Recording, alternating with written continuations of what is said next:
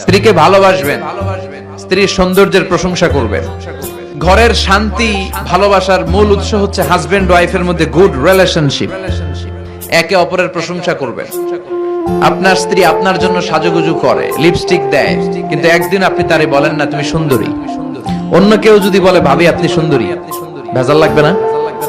বউ আপনার, আপনি বললেন না তুমি সুন্দরী, পাশের ঘরের এক ভাই বলল ভাবি আপনার তো হেভি লাগতেছে, অসাধারণ, আপনি ঝামেলা আছে না নাই?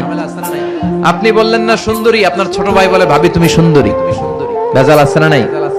এজন্য তাদেরকে ভালোবাসবেন, বলবেন তুমি সুন্দরী, তুমি সুস্নিগ্ধা, তুমি রূপবতী, তুমি গুণবতী, তুমি সুহাসিনী, তুমি সুকেশিনী, তুমি শুভাসিনী, তুমি অসূর্যম পশ্যা, মেঘ কালো কেশ, কাজল কালো চুল, হরিণের মতো ডাগর ডাগর দুটি তোমার চোখ।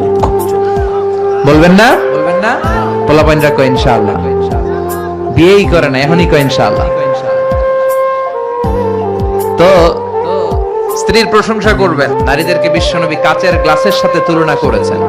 কাচের গ্লাস আস্তে ধরতে হয়, আস্তে রাখতে হয় না জোরে রাখতে হয়? জোরে রাখলে কি হয়? নারীদের পেটটা খনি, গ্যাসের খনি, তেলের খনি, স্বর্ণের খনি, চিনেন? এরকম খনি। এই নারীকে যদি ইসলাম শিখান, কোরআন শিখান, এই নারীদের পেট থেকে বড় বড় আল্লামা বেরোবে, মুফাসসিরে কোরআন বেরোবে, হাফেজে কোরআন বেরোবে, মশিউর রহমানের মতো শিল্পী বেরোবে। আর যদি হেজাব না পড়ান, জি বাংলা স্টার জলসা দেখতে দেন, এদের পেট থেকে বেরোবে ডাকাত, টেন্ডারবাজ, চাঁদাবাজ, গাঞ্জার টাকা না পেলে যে বেয়াদব গুলো লাথি মেরে মায়ের ঘর থেকে বের করে দেয়, এরকম বেয়াদব।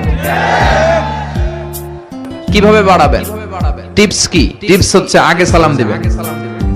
আজকে মাহফিল থেকে যেই কি করবেন? আগে সালাম দিবেন। পারবেন না?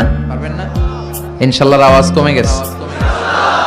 আই কিল্লাই দিম, হেতি নারে দিব। আর সে তো আপনারে দিবে, আপনি কয়েকদিন দেন না, তারপরে লজ্জায় পড়ে তিনিও দিবেন।